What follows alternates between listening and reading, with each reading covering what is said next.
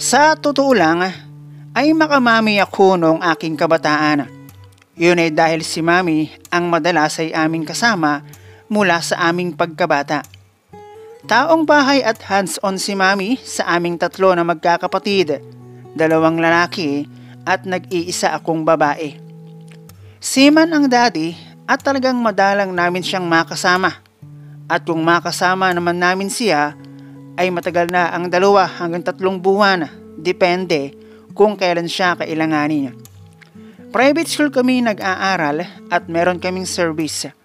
Meron kaming isang single na motor na siyang ginagamit ng mami kapag meron siyang kailangan sa school.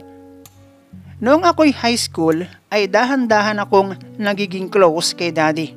Kasama na doon ang pagbili niya ng ilan sa aking gamit bilang kanyang anak at nag-iisang babae sa aming 3 na magkakapatid. Mabait ang daddy at sa bagay na iyon ay wala akong masasabi. Pero noong minsan na magkaroon ng party sa amin, nakainom ang daddy. At tila nawala sa katinoan. At habang nasa kahimbingan ng tulog ang mami at ang aking mga kapatid, ay nagising ako.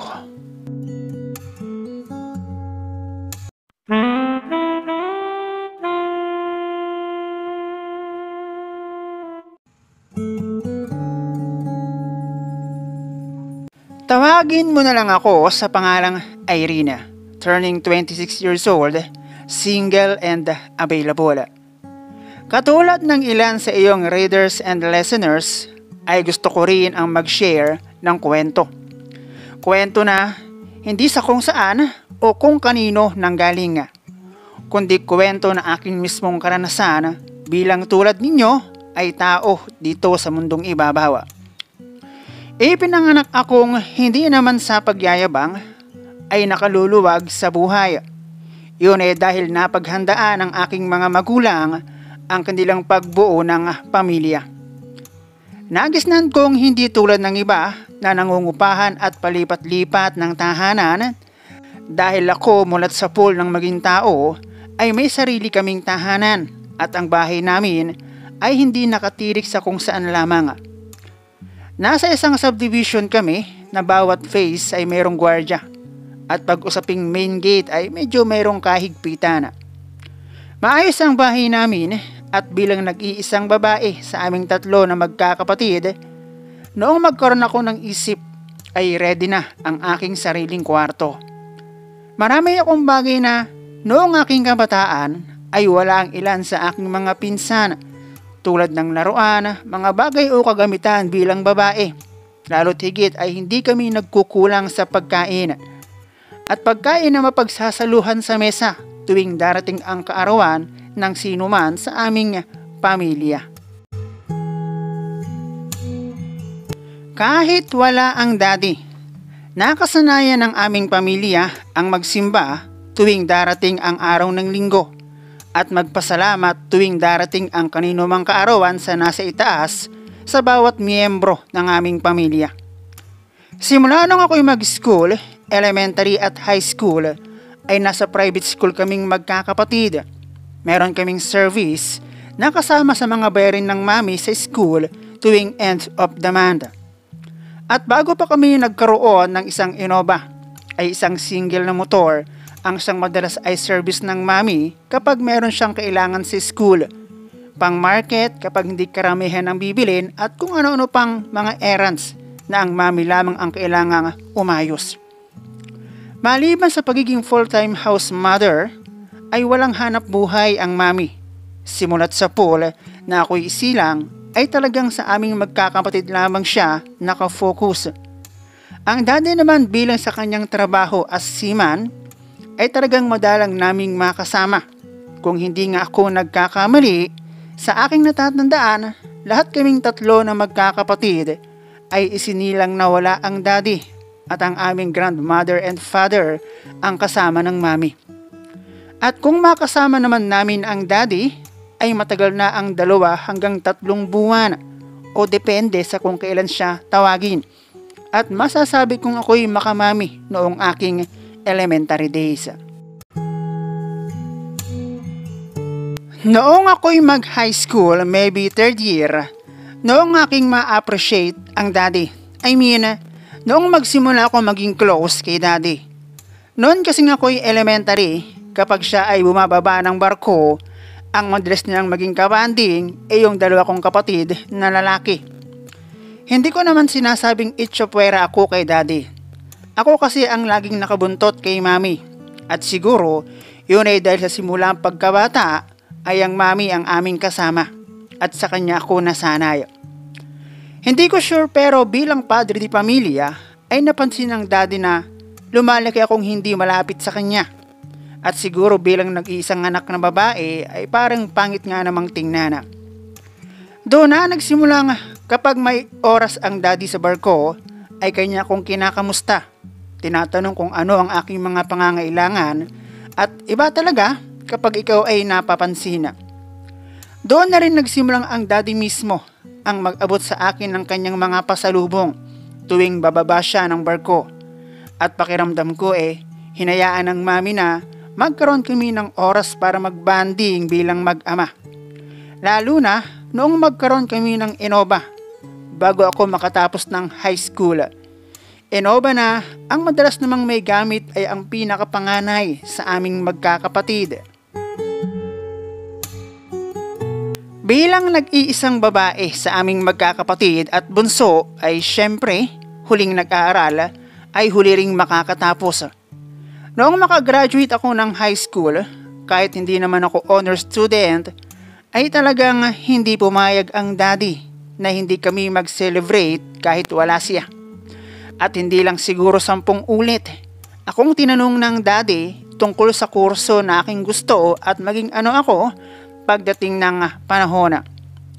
Noong aking kabataan, syempre marami akong gustong maging sa aking paglaki pero ang pumasok sa aking isip at talagang nasa puso na aking gusto ay ang maging nurse. At gusto ko, gamit ang aking mapag-aaralan, ay ako ang mag-aalaga sa aking mga magulang pagtanda na lahat naman ay ating tutunguhin. BS Nursing ang kurso na aking kinuha at in-enroll ako ng mami sa isang kilalang school pagdating sa pagiging nurse. Masaya akong nagdesisyon sa 4 na taon, matagal pero masaya kong sinimulan iyon sa pagbili pa lang ng aking gamit. At ang pangako ng daddy, sila ng mami, ay 100% nakasuporta sa akin. Hindi naman sa pagmamalaki o sa pagyayabang, ang inyong lingkod ay may taglay ding angking kagandahan. Maganda ang mami at syempre, guwapo ang daddy na siyang pinagmanahan ng mga nakatatanda kong kapatid at ako, alam na kay mami. First year high school pa lamang ako ay pangitan ng maganda ang magiging bulas at pinagpala ako hindi lang sa itsura, pati na sa pangangatawan. Nasabi pa nga ng aking mga teacher, mayaman na, maganda pa, nasa akin na raw lahat. Tapos nag-iisip akong babae sa aming magkakapatid. Pero sa kabila ng lahat ng iyon, simula nang tumapak ako sa pagiging high school, ay never akong tumanggap ng manliligaw. Hindi naman strict si mami at hindi rin naman babae ang aking gusto. At minsan na rin akong nagka-crush sa isang lalaki. Pero noong high school, until makagraduate ako, ay hindi ko natripan ang mag-boyfriend. Noong ako'y mag-college, second year ako nang ma-inlove ako sa aking teacher na mayroong asawa. Ang saklap, di ba? Sa dami ng lalaki sa school na yon, sa teacher ako nagkagusto, tapos meron pang asawa. Sa simula pa lang, ay alam ko nang merong asawa ang isa sa aking teacher na itago na lang natin sa pangalang Teacher Sama. Marahil na halata niyang iba ang aking mga tinginan sa kanya at sekreto niya iyong inalam sa pamamagitan ng pakikipagkaibigan sa akin. Nanigo siya sa akin pagkaraan ng ilang buwan at kahit alam ko sa aking sarili na mayroon siyang asawa ay hindi ko nagawang pigilan ang aking sarili na magkagusto sa kanya. Na naging dahilan upang hayaan ko siyang ako'y ligawan at siya'y aking sagutin. Ang isa kasi sa naging dagdag points pa bukod sa pagiging gwapo ni Sam, tulad sa aking family, ay meron din siyang sasakyan.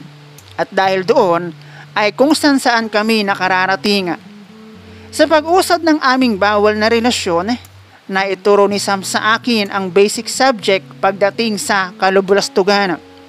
Upang umabot kami sa finals kung saan ang bandera ng Hilaga ay tuluyan kong naisuko. Wala naman akong pinagsisisihan sa bagay na iyon, lalo't aminado akong mahal ko si Sam. Liban na lang, noong mabuking kami ng kanyang misis, ang aming bawal na relasyon. At talagang super kahihiyan ang aking inabot dahil nasundan kami kung saan kami madalas pumaparada. Maigin na lamang at malayo sa iyon sa aming school at hindi ako naka-uniform ng mga araw na iyon. Pero marami yung nakakita at talagang nagkalat ang misis ni Sam. Sa bahay namin, natural ang merong salo-salo, lalo na kapag merong okasyon na kinasanayan na ng aming family. Madalas ang aming bisita, auntie, uncle, cousin, at mga amiga ni mami sa subdivision at syempre, sina lolo at lola.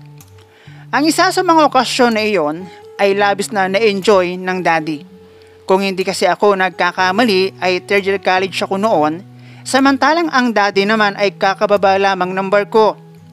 Kita kong talab na ang daddy at iba na ang lakad tuwing gagamit siya ng banyo. Tumagal naman siya at inabot nyo pang nagsialis ang aming bisita. Ako naman, dahil may pasok pa kinabukasan, maaga akong nagpahinga at si daddy, mami at ang dalawa ko pang brother ang naiwan para iligpit ang linisin. Noong magising ako 10 oras ng gabi, tegi na ang ilaw sa sala, pero bukas ang sa kitchen. Naisip ko noon, tulog na sina mami at ang daddy at ang mga brother ko. Pero nagulat ako at napasigaw. Nang pagpunta ko ng kitchen ay nakakita ako ng paa na nakalabas sa banyo. At sa paglabas ng mami, nalaman kong ang daddy pala yun. At doon na nakatulog. Nagkamali marahil siya ng pasok sa kalasingan at inakalang pinto ng kanilang kwarto ang nabuksang pinto ng banyo. Noong una, nalaman kong ang daddy pala ay inakala kong siya'y na-aksidente. Mabuti na lamang at siguro hindi bigla ang kanyang pagkabagsak pero meron siyang pasa sa kaliwang baraso. Mahirap talagang kalaban ng anak. Nakagraduate ako ng 4 na taon at eto, masarap sa pakiramdam na ang pinagtiyagaan ko ng 4 na taon sa college ay akin ang napapakinabangan.